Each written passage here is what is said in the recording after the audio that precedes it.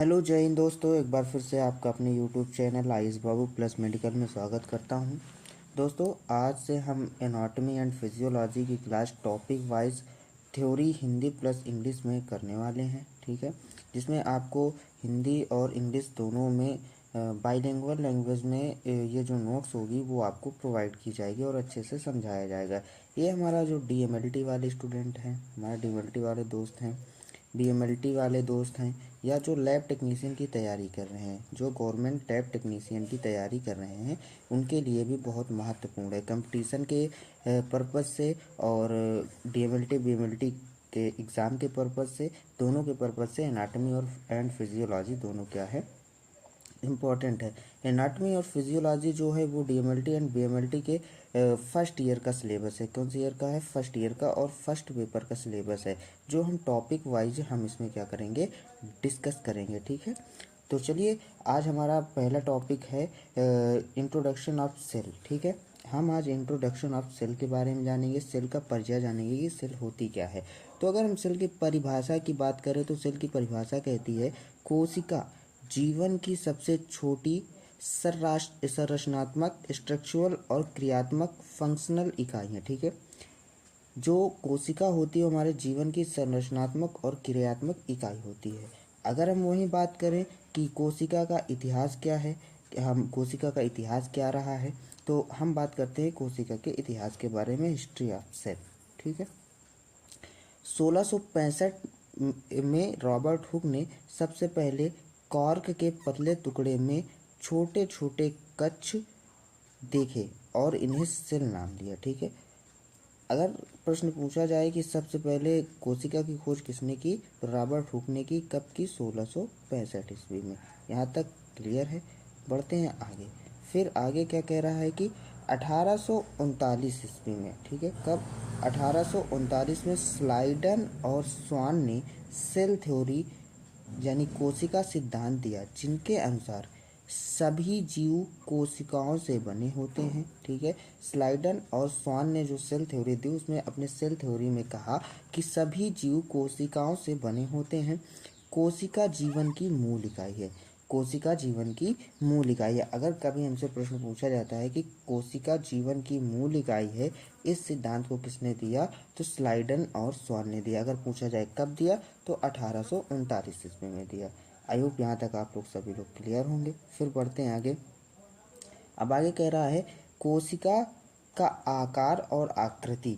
अब कोशिका का आकार कैसी होती है, आकृति कैसी होती है, इस चीज़ के बारे में हम क्या करेंगे, यहाँ पे हम डिस्कस करेंगे। ठीक है, तो क्या कह रहा है, कोशिकाओं का आकार 0.1 माइक्रोमीटर यानी बैक्टीरिया से लेकर 170 mm ऑस्ट्रिच इक तक हो सकता है। यानी अगर हम इसके आकार की बात करें तो आकार 0.1 माइक्रोमीटर से लेकर के 170 mm तक क्या हो सकता है, सेल्स का जो साइज होता है और शेप होता है वो हो सकता है। ठीक है दोस्तों, फिर क्या कह रहा है कि मानव शरीर की सबसे बड़ी कोशिका, ये हर एग्जाम में पूछा जाने वाला क्वेश्चन है, चाहे आरआरबी पैरामेडिकल हो, डीएमएलटी हो, बीएमएलटी हो, हर किसी भी एग्ज़ाम में ये प्रश्न पूछा जाता है कि मानव शरीर की सबसे बड़ी कोशिका कौन सी है। तो सबसे बड़ी कोशिका हमारी क्या है, ओवम है, अंडाणु है।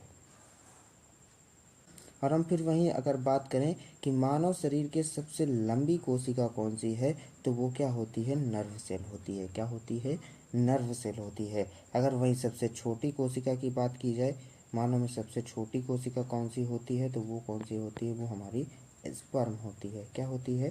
स्पर्म होती है। ठीक है, फिर हम आगे बढ़ते हैं। कोशिकाओं की आकृति उसके कार्य पर निर्भर करती है। क्या कह रहा है कि कोशिकाओं की जो आकृति होती है वो उनके कार्य पर निर्भर करती है। ठीक है, फिर कह रहा है कि कोशिका के मुख्य भाग जो हमारे क्या हैं, मेन पार्ट हैं, मेन पार्ट्स ऑफ सेल्स, वो क्या होते हैं, अब हम उनके बारे में डिस्कस करेंगे। देखिए वो क्या होते हैं, पहला अगर हम कोशिका झिल्ली, जिसे हम सेल मेम्ब्रेन या प्लाज्मा मेम्ब्रेन भी कहते हैं, ये क्या करती है, या कोशिका की बाहरी सीमा होती है। क्या होती है? कोशिका की बाहरी सीमा होती है, यानी आउटर लेयर होती है, जिसे हम सेल मेम्ब्रेन के नाम से जानते हैं, या इसे हम प्लाज्मा मेम्ब्रेन भी कहते हैं। ठीक है, अब बढ़ते हैं आगे। ये हमारी, हम इसे क्या कहते हैं, सिलेक्टिव प्रिएम्बल्स भी बोलते हैं। और ये क्या करती है, कुछ पदार्थों को ही अंदर जाने देती है, बाकी पदार्थों को अंदर नहीं जाने देती। अगर हम इसके कार्य की बात करें तो इसका कार्य क्या होता है, ये पदार्थों का आदान प्रदान, कोशिकाओं का संरक्षण करती है। ठीक है, ये मटेरियल्स को ट्रांसपोर्ट करने का काम करती है और सेल्स को प्रिजर्व करने का काम करती है, उसका प्रिजर्वेशन या संरक्षण करती है। ठीक है, फिर अगर हम वहीं पे बात करें साइटोप्लाज्म की, तो साइटोप्लाज्म क्या होता है, कोशिका के अंदर पाया जाने वाला अर्धद्रव्य है, यानी सेमी फ्लूइड है। ठीक है, कोशिका के अंदर जो हमारा द्रव्य पाया जाता है वो क्या होता है, साइटोप्लाज्म होता है, जो क्या होता है, अर्धद्रव्य यानी सेमी फ्लूइड सब्सटेंस यानी पदार्थ होता है। वहीं अगर हम केंद्रक की बात करें, न्यूक्लियस की बात करें, तो न्यूक्लियस क्या होता है। ठीक है, यहाँ पे हम देखते हैं कि न्यूक्लियस क्या होता है। तो कोशिका का नियंत्रण केंद्र होता है, कंट्रोल सेंटर होता है। ठीक है, जो कोशिका का कंट्रोल सेंटर होता है वो क्या होता है, न्यूक्लियस होता है, केंद्रक होता है। ठीक है, इसमें डीएनए पाया जाता है। ठीक है, यह कोशिका की वृद्धि, विभाजन और आनुवांशिक गुणों, हेरिडिटी को नियंत्रित करता है। जो हमारा न्यूक्लियस होता है वो सेल्स की वृद्धि को, उसके डिवीजन यानी विभाजन को और आनुवांशिक गुणों, हेरिडिटी को ये कंट्रोल करने का काम करता है। आपसे कभी पूछा जाए कि केंद्रक में क्या क्या पाया जाता है, तो ये क्या होता है, कोशिका का नियंत्रण केंद्र होता है, इसमें डीएनए पाया जाता है, यह कोशिका की वृद्धि, विभाजन और आनुवांशिक गुणों को नियंत्रित करने का काम करता है। ठीक है, फिर अगर हम आगे बढ़े तो कोशिकांग जो सेल ऑर्गेनेल्स होते हैं वो क्या होते हैं। सबसे पहला क्या होता है, माइक्रोकाइंडिया होता है। ठीक है, जिसे हम माइटोकाइंडिया भी बोलते हैं। ये क्या होता है, ये सेल का पावर हाउस कहलाता है। ठीक है, यहाँ पे ऊर्जा यानी एटीपी का निर्माण होता है। ठीक है, अगर आपसे पूछा जाए कि एटीपी का निर्माण कहाँ होता है, तो माइटोकांड्रिया में होता है। ठीक है, वहीं पे अगर हम दूसरे ऑर्गेनेल्स की बात करें तो दूसरा क्या कह रहा है, दूसरा हमारा होता है इंडोप्लाज्मिक रेटिकुलम। ठीक है, क्या होता है, इंडोप्लाज्मिक रेटिकुलम। यह दो प्रकार का पाया जाता है। ये कितना पाया जाता है, दो प्रकार का पाया जाता है। ठीक है, ये दो प्रकार का पाया जाता है। पहला हम अगर बात करें तो रफ इंडोप्लाज्मिक रेटिकुलम होता है, और दूसरा हमारा स्मूथ इंडोप्लाज्मिक रेटिकुलम होता है। जो हमारा रफ इंडोप्लाज्मिक रेटिकुलम होता है वो प्रोटीन का निर्माण करता है। ठीक है, प्रोटीन सिंथेसिस करता है।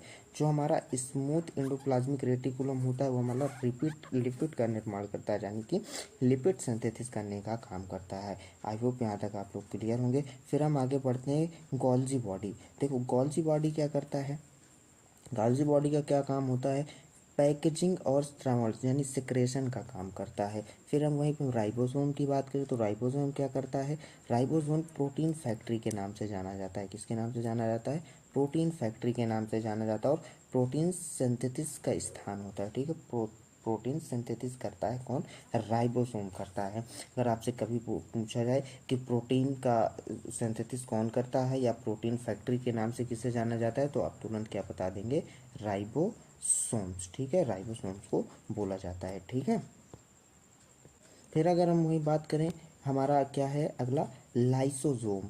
ठीक है, क्या है, लाइसोसोम। ये लाइसोसोम क्या करता है, ये कोशिका का सुसाइटल बैग होता है। क्या होता है, कोशिका का सुसाइटल बैग होता है, जो फॉरेन पार्टिकल को मारने का काम करता है। जो भी बॉडी में हमारे जो भी चीज़ों की ज़रूरत नहीं होती है, बैक्टीरिया, वायरस, फंगस की, उनको क्या करता है, ये मारने का काम करता है। और क्या करता है, अवांछित पदार्थों को पचाता है। ये भैया किसका काम होता है, लाइसोसोम का काम होता है। फिर हम आगे बात करें, प्लास्टिड क्या होता है, कोशिकाओं में क्या पाया जाता है, सेल्स में प्लास्टिड पाया जाता है, जो केवल पादप कोशिकाओं में पाया जाता है। किसमें पाया जाता है, पादप कोशिकाओं में पाया जाता है। यह तीन प्रकार का होता है। सबसे पहला क्या है, क्लोरोप्लास्ट। ठीक है, फिर क्रोमोप्लास्ट। ठीक है, क्लोरोप्लास्ट क्या करता है, फोटोसिंथेसिस करता है, और क्रोमोप्लास्ट क्या करता है, रंग पिगमेंट्स का कार्य करता है। ठीक है, फिर हम आगे बात करें, ल्यूकोप्लास्ट। ल्यूकोप्लास्ट क्या करता है, ल्यूकोप्लास्ट हमारा भोजन संग्रहण का काम करता है। ठीक है, भोजन संग्रहण का काम करता है ल्यूकोप्लास्ट। अगर हम वहीं पे वैक्यूल्स की बात करें तो वैक्यूल्स क्या काम करता है, वैक्यूल्स पादप कोशिकाओं में बड़ा, जंतु कोशिकाओं में छोटा होता है। पानी और खनिज लवण का क्या करता है, ये स्टोरेज करने का काम करता है, संग्रहण करने का काम करता है। ठीक है, फिर आगे हम बात करें कोशिकाओं के महत्व के ऊपर कि हमारे जो जीवन में कोशिकाओं का महत्व है वो क्या है। यह जीवन की आधारभूत इकाई है, ठीक है। सभी शारीरिक क्रियाएं कोशिका स्तर पर होती हैं। जितनी भी शरीर की एक्टिविटी होती है वो सारी कोशिका स्तर पर होती हैं। रोग और उनका उपचार कोशिका स्तर पर ही अध्ययन किया जाता है। आई होप आप सभी लोगों को मेरा ये वीडियो अच्छे से समझ में आया होगा। अगर आप लोगों को वीडियो अच्छे से समझ में आया हो तो वीडियो को लाइक करें, ठीक है। चैनल को सब्सक्राइब करें, ठीक है, सब्सक्राइब करें। और वीडियो को अपने दोस्तों के साथ, मेडिकल स्टूडेंट के साथ ज़रूर शेयर करें, ठीक है। और ऐसे ही हम day by day chapter by हम लोग क्या करेंगे, इसमें डिस्कस करेंगे। धन्यवाद दोस्तों, मिलते हैं अगले लेक्चर में।